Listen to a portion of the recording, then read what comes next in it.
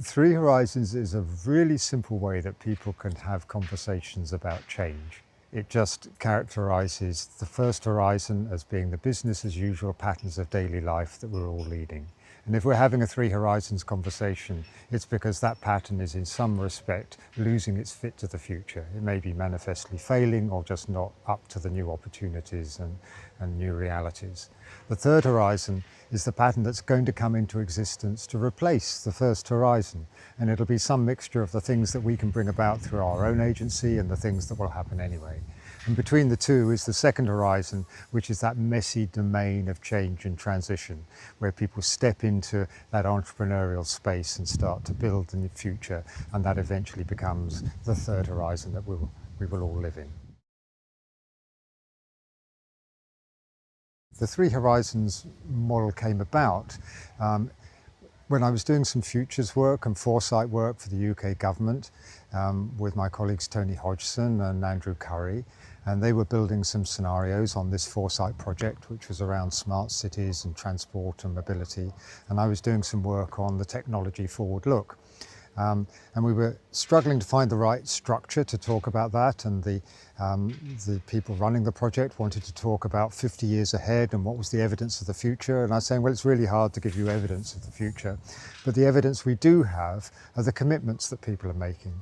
So I realised very simply that when you want to think about the future, you can say, well, what visions are people talking about that they want to try and realise?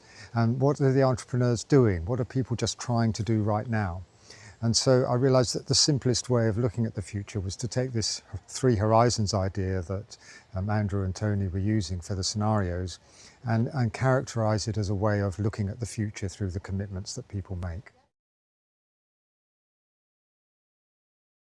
It wasn't clear to the beginning that this Three Horizons model would have very much wider use and impact. That emerged over time and not principally from my own work.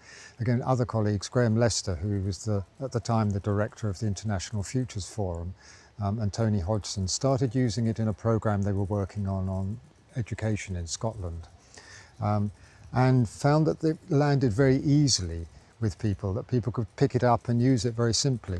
And you don't often find things like that, particularly in this field of futures that can be somewhat difficult for people to get a grip with. And so realising that people could really just work with Three Horizons, children could work with it, people who had no interest in futures could work with it, I decided that it would be a good idea to try and spread it more widely as a shared foundational practice in futures that other people could build on.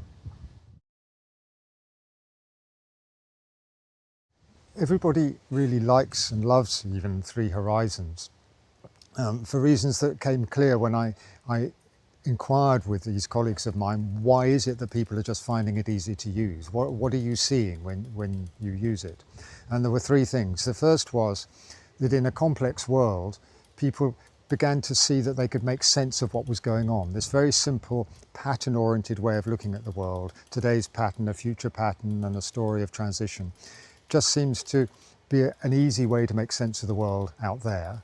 And the reason for that is that it matches three natural modes of awareness that we all just have but don't think of. We have a way of relating to the first horizon as what am I responsible for today, and what are you responsible for, and how's the world going on? We all have dreams and ambitions for the future, that's the third horizon. And we all know what it means to step in and take an opportunity with all the risks and uncertainties.